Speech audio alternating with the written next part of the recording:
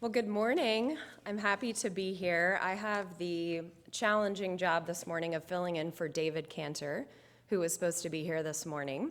And for those of you who know David, you know I've got some pretty large shoes to fill, but I'm honored to attempt to fill them.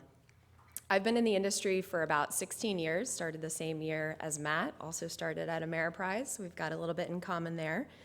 And I founded a financial planning and wealth management firm called Curo Private Wealth.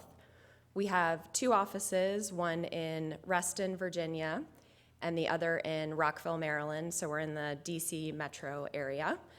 And last year, I decided to sell my practice to Blue Spring Wealth Partners. And as part of that acquisition, merged my firm with another firm that Blue Spring had acquired many years prior. So today, I'm fortunate to still run the practice alongside one of our other managing directors. And Curo now makes up one of the 29 firms that are in the Blue Spring family. And I understand by the end of this year, we should be at 30 firms. So what I thought I would do this morning is talk a little bit about the state of the union of the RIA space, talk about some things that I think we would all be wise to consider as founders and leaders in the industry, and also share some background on why I decided to partner with Blue Spring, because probably the most common comment I get when I tell folks that I sold is, Anne, you don't look like you're anywhere near ready to retire or exit, so why would you sell now? So how does that sound in terms of a roadmap? Good? All right, I don't think we've had enough coffee this morning, so I'll take that as a good though. So now for some really exciting news. We are all part of a growing and thriving profession and industry. There's definitely a bull market for the business of advice. There are about 15,000 SEC-registered RIA firms and an additional 23,000 state-registered firms. And our industry has been growing at a healthy 6.7% per year in terms of registrants. Investors are also flocking to the fiduciary model. RIAs now manage about $128 trillion in assets for almost 65 million clients. And 88% of us are small businesses who employ 50 people or less. So this is really a small business story. The median advisor operates from one office, serves mostly individual clients, has 8 employees, and $412 million under discretionary management. And despite the challenges that 2022 has brought, which we're all familiar with volatile markets and rising interest rates, RIA M&A activity remains strong, while we've seen a lot of M&A activity in other industries really slow dramatically this year. So to put some numbers behind that, Q3 saw 52 deals close, representing $64.4 billion, and deals are about flat if you compare them to Q3 of last year. We have seen assets drop, which is not surprising, but there has been substantial growth in the smaller, think sub $500 million in assets under management deals. Year to date, there have been 80 of those deals which have closed compared to 48 at this time last year, which is up a whopping 67%.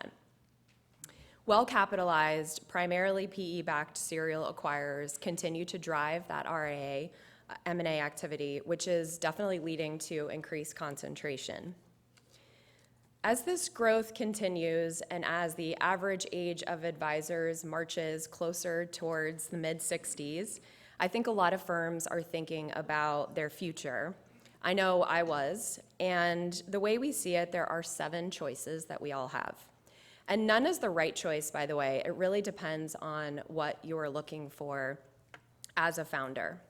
So here are the options that we see. Option number 1, this is pretty simple, do nothing. Option number 2, take a minority capital partner. Number 3, take a majority capital partner, but one that does not provide any other support to your business. Number 4, partner with a firm that celebrates the entrepreneurial spirit, but also provides platform support. That would be Blue Spring. Number 5, partner with a firm that is fully integrative, but that makes you sort of turn away from your brand and other elements of your business. Number 6, do a cross-town or regional merger. And number 7, if you have a G2, transfer your business to that G2. So there may be other options, but those are the options that we see. So hopefully that gives you some food for thought to think about the future. I know I had come to a crossroads in my practice. I had experienced a tremendous amount of growth, but only had 2 employees. And so I was very lean and very profitable, but I was definitely thinking about the future and what I needed to do differently to position my business for the next phase of growth. For those of you who are familiar with the book, What Got You Here Won't Get You There, it's an awesome book, and I was very much there. So I knew I needed to do something different. Now, at the time, I should share with you, I was not at all considering selling my practice. When I thought about acquisitions, I very much thought that was reserved for people who were looking to retire and looking to exit, and that was not where I was. I love what I do and wanted to continue doing it. But I was presented with the opportunity at the perfect time, and by the way, I don't believe in coincidences, I believe in perfect timing. So after many months of discussions with Blue Spring leaders, we mutually decided that a partnership actually made a lot of sense. So aside from the amazing people at Blue Spring, and to me, culture is very important, especially in one of these transactions, I loved the fact that I could continue to run my business. It is my 3rd child, after all, and this is, by the way, the entrepreneurial spirit part. But I could have Blue Spring take some of those pesky back office tasks that I very much did not enjoy, and I would venture to guess many of you don't either. Think dealing with HR, payroll, benefits, that sort of thing. Not to mention, I could get access to many more resources, best practices, great peer-to-peer networking, which is, I bet, one of the reasons that all of us are here today. Lots more capital than I had access to as a sole practitioner, that's for sure. So it just made perfect sense for me. I'm happy to report I'm about 1.25 years into my transaction, and it's been very fruitful and a wonderful, meaningful partnership for me. And I really look forward to what we're able to do together as a Blue Spring family, because we're still very new and young in the way I see it. We have so much growth ahead of us.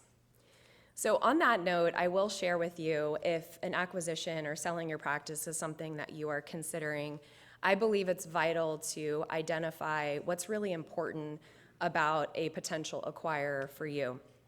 And aside from the actual deal numbers and the multiples and the financial stability of your potential acquirer, ask yourself, most importantly, I believe, if it's a cultural fit. Who are the people that you are dealing with, and what are their values? What's the company's reputation? Because even if you are planning to sell and exit, these are the people who you are going to leave your team members and your clients with. So that the values and the character are super important. Thank you again for letting me try to fill in for David this morning. I'm happy to share more with any of you who are interested. Also, Alan Brum is here with Blue Spring somewhere in the crowd. There he is, back there. He is the Vice President of Business Development, so if you're interested in learning more about Blue Spring, I'm sure he would be happy to speak with you, and so would I. But I'm looking forward to meeting many of you today at the conference, and thank you again.